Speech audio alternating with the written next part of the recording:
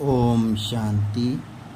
आज बाबा ने कहा, देखो बच्चे, बाबा तो हर बच्चे को विशेष गुणों और शक्तियों से भर भी रहा है और पढ़ाई भी पढ़ा रहा है, परंतु बच्चे ठीक रीति पढ़ाई को अर्थात बाप की श्रीमत को समझ नहीं पा रहे हैं।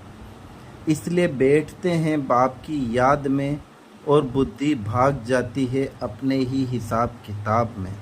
फिर बाबा भी क्या करेगा? क्या बाबा ने कहा है कि अपने सभी बोझ अपने ऊपर रखो? बाबा तो कहता है, बच्चे अपने सभी हिसाब किताब, कमी कमजोरी, चाहे तन की, मन की, धन की, जन की, बाप को दे दो और स्वयं हल्के रहो। परंतु बच्चे क्या करते? एक तरफ तो कहते हैं बाबा सब आपका है, और दूसरी तरफ सोच सोच कर भारी हो जाते हैं।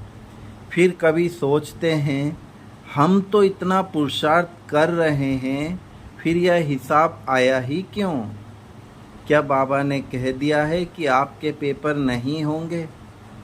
बाबा तो कह ही रहा है, जब तक संपूर्ण नहीं बनते तब तक किसी न किसी रूप में पेपर आएंगे हर बच्चे के पास। परंतु आप बच्चों को भी अपने सभी पेपर्स का बोझ बाप को सौंप हल्के रह पुरुषार्थ करना है। जब आप स्वयं सोच सोच कर भारी हो जाते हो तो बाप भी साक्षी हो जाता है। इसलिए बाप की श्रीमत को सही रीति समझो। पेपर मीन्स ही मुश्किल होता है, परंतु आप बच्चे उसी समय वो बोझ बाप को दे दो।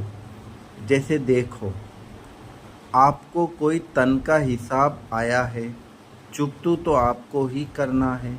फिर आप हल्के रह अपने तन को बाप को समर्पण करो, बार बार करो।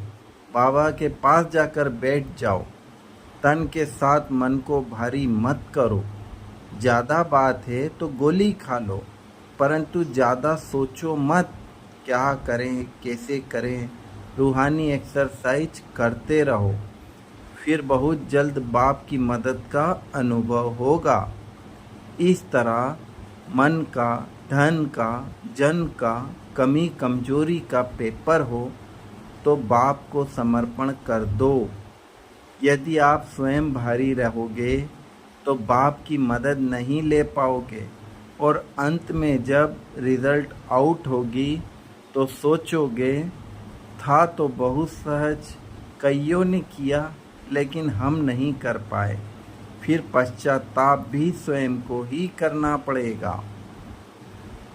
बाप तो बच्चों को महीनता से ज्ञान भी समझा रहा है, मदद भी दे रहा है, पर करना तो आप बच्चों को ही पड़ेगा। इसलिए पूरे उमंग उत्साह के साथ हिम्मत रख दृढ़ता पूर्वक करो।